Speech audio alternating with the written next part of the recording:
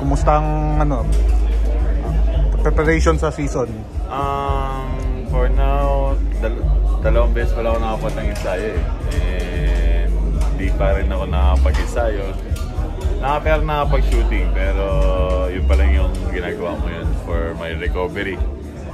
Kasi galing ako ng opera sa hemorrhoids. And sa mga 1 month na ngayon, pero hindi pa masyadong ganun ka stable. Pero soon na mas bumilis pa yung recovery. Makabalik kasi ensayo. Bali lang games ka mawawala?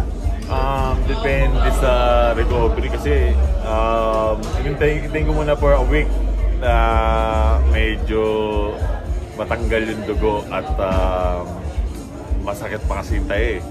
Then maski sa pagtakbo hirap pa ako and yun nihintay ko lang yung mabilisan na matuyo and pag nangyari yun na bis matuyo for 1 week to 2 weeks start ako ng ensayo and medyo matagal-tagal rin yun kasi ahabol ako sa kanila and actually kailangan ko mag-doble kayod for 1 to 2 weeks or maybe 3 weeks para at least makahabol sa kanila.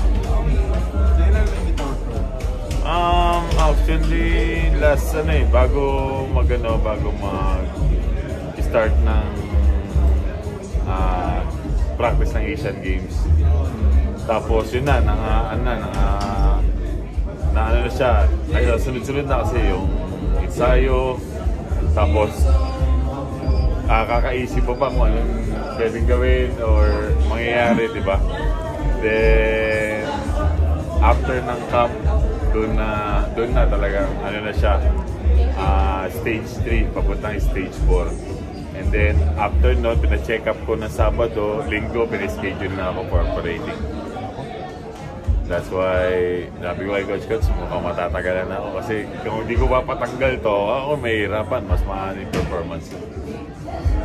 So kung nasama ka sa Asian Games baka doon pa nga ako magkalat sabi ko yung inano ko at least in the end of this nangyari at mas na ginawa at alisan ako ng tinik for pero sayang gold pero syempre mas pa rin yung pangatawan natin.